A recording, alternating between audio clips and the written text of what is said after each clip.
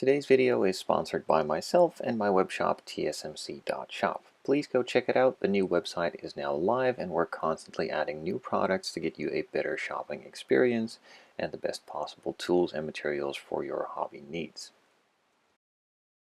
For today's unboxing video, we're going to have a look at the new kit from Alpha Model, and that is their Audi RS7 Sportback, and specifically the performance version.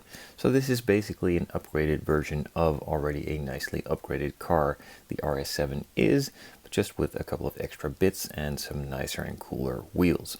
So let's have a look at the general contents of the box and then go over them in a bit more detail further on in the video. Thank you Alpha Model for sending out this kit and a couple of others for me to build on the channel and share with my audience.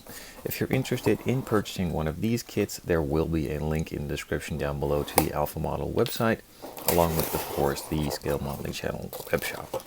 So as always, you get a nice and simple instruction manual, a couple pages showing some of the parts that are included, and a general look over of how it is all assembled. Nothing too fancy, but simply more than enough for a kit to be built.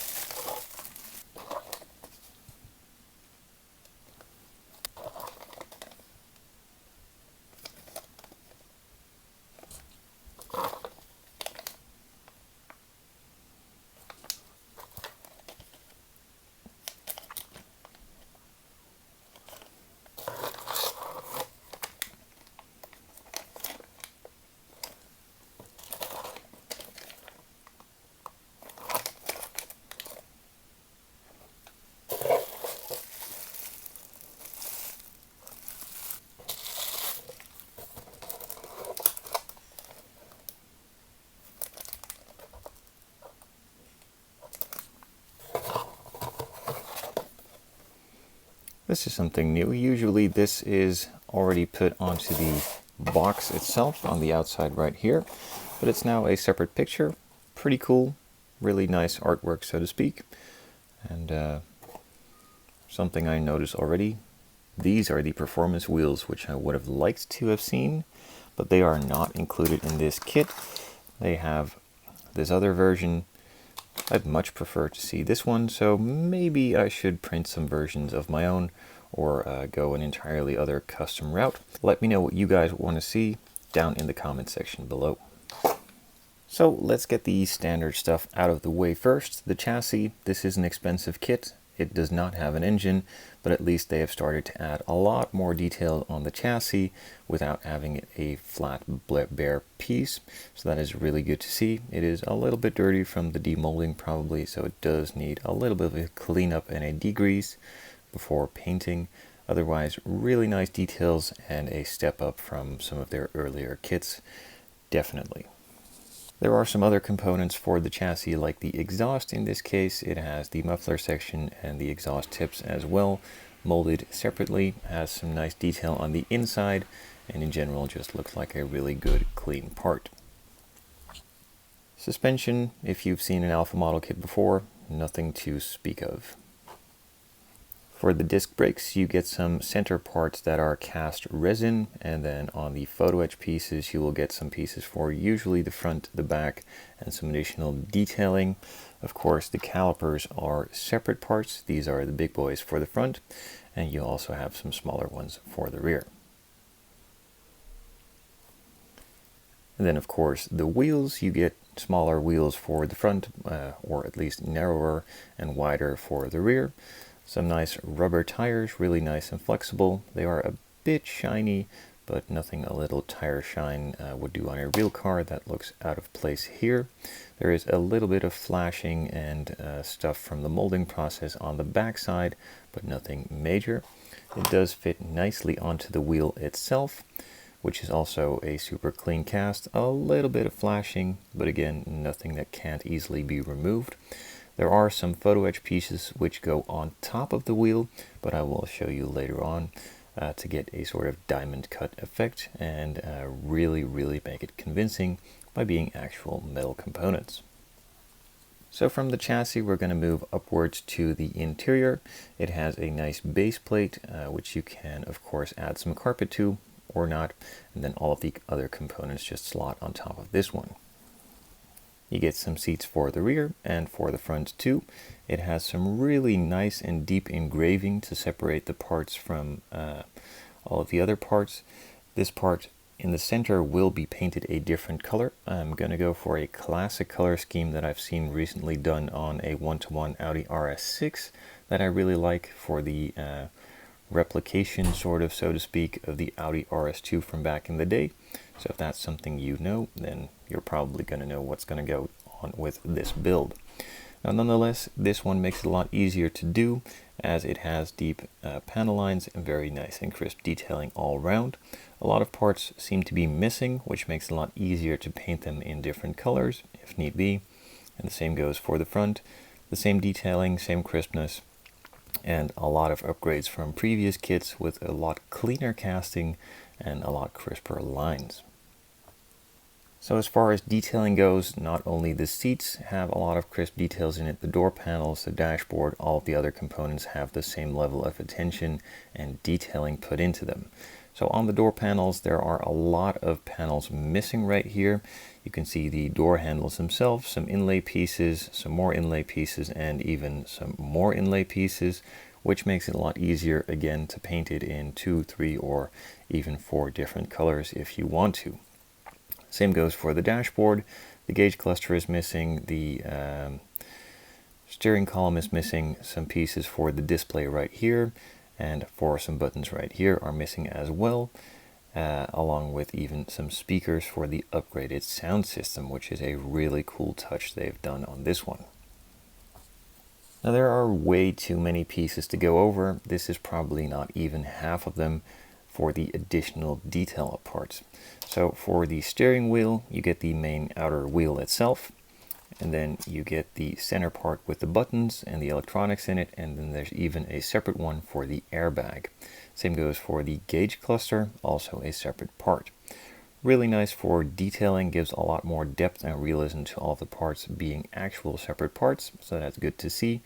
But that does mean quite a lot of work. Nonetheless, for the assembly process, this should be a ton of fun. Now, like I've shown before, not only the steering wheel, all of the other interior components have the same amount of detail. These are some of the speaker components that I was talking about earlier for on top of the dashboard and all around the other interior bits. Some trim panels, door handles, even the armrests, etc. And then, of course, all of the other bits for around the interior to fill up the empty spaces. Even the indicator and stalks for on the steering column, you can name it, it's pretty much all there. So now you've seen the chassis, the interior, let's move on to the exterior. Same amount of detail, same approach to all of the parts, a lot of separate parts, a lot of details, and in general just a good looking kit so far. The grille is partially see-through, so some photo etch intercoolers or radiators and stuff like that can go behind it for a lot of depth and detail to be shown there. Same goes for the small side fins, all really nice, crisp and clean casting with a ton of sharp details. Now, of course, that's not all. We have plenty of other parts to show as well, and some other cool things that I haven't seen before, at least not on alpha model kits, which is really nice to see that they've moved on to doing as well. The separate door handles they have done for a while, which is a lot nicer of a detail. As you can see, the clear depth and gives a better effect to those. And then for the mirrors, since these are usually painted in 2 different colors or 2 different materials on Audis, you can have these in a sort of metal look. Also, of course, the body color, maybe even black, or in a carbon fiber. Now this top piece is now a separate part, which can then be painted, and the lower half, which I don't have right here, but it is somewhere in the kit, is usually a black plastic, so that is a lot easier to do now with 2 separate components. Then for all of the details all around, we have the small splitter on the front, even the side skirt extension bits, which are probably going to be done in either an aluminum or in a carbon fiber, and then the same one for the trim piece on the rear bumper. And then, of course, as usual, the head and taillight buckets themselves, with Audis having some pretty detailed designs these days, or at least for a long time now already, it is good to see that these are translated into the kit as well. And if all of that was not enough yet, then there's plenty more other stuff to show you guys.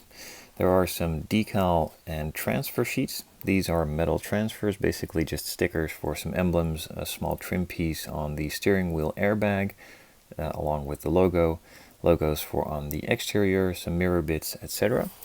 And then also some metal decals for on the center caps of the wheels and the Audi RS7 logos around the exterior. And then plenty more of photo edge sheets.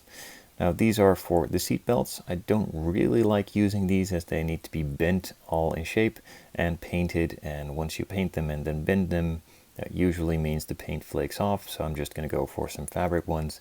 Nonetheless, the detail is really nice, and maybe I should just give it a try, but we'll see. Of course, there are some smaller detail bits for the basic stuff, some more badges and emblems, some seatbelt stuff, a lot of metal trim pieces for, I believe, on the interior.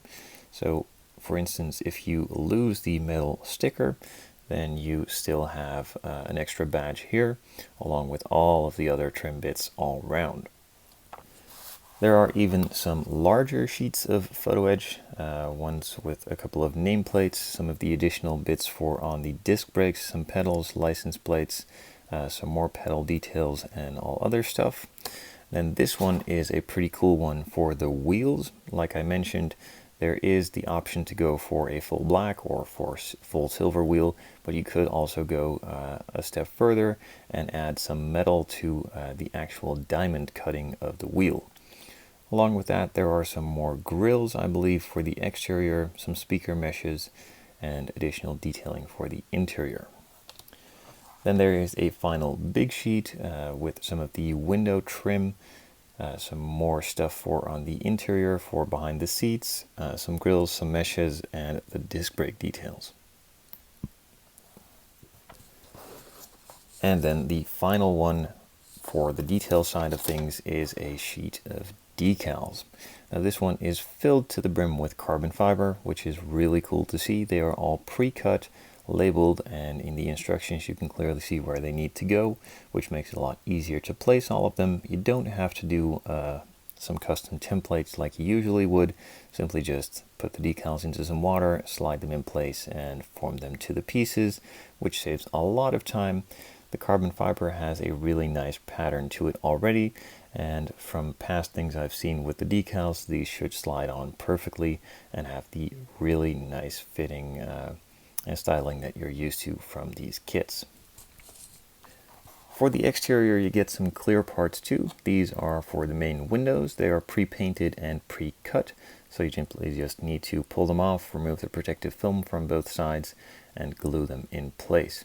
Now usually these are the parts that I dread most on these builds, as they are very hard to glue on, a really thin edge to glue. As you can see, there's not much of an area to glue onto, so that is usually the toughest bit of the build. So I'm not really looking forward to it, but hopefully it turns out just fine. Alongside this small sheet, there is also a little bag with clear parts included too. These are the ones that are cast out of clear resin, specifically for some of the curved areas which would not be able to be done with these flat sheets. So this one is for the taillights. They still need to be painted, but they have a lot of complex shapes and forms to them, which just makes it a lot easier to put them in place and makes it look a bit like a regular kit would have some of these clear parts in. Now they are a little bit flexible. As you can see, this one is a little bit bent, but with a bit of glue, this just should just hold in place really easily. And then finally, we have the exterior as well. So as you can see, I've already shown pretty much all of the separate parts and pieces. This one has in the front all of the grills, some of the spoiler bits for underneath, of course the headlights, taillights, and some of the trim surrounds here as well. You could all just glue that in place and paint it at once, but just make it easier on yourself and paint all of the parts separately. This one seems to be a really clean casting, no bubbles or imperfections that I can see. Usually on the bottom there are some, in this case there are as well, but they have been filled and fixed by the factory before sending them out, so that's a good thing from the quality control section that they use there. The panel lines are not as deep as I'd like to see them, but then with the casting and molding, that is pretty much impossible sometimes, I think, as well, specifically once the molds get a little bit older.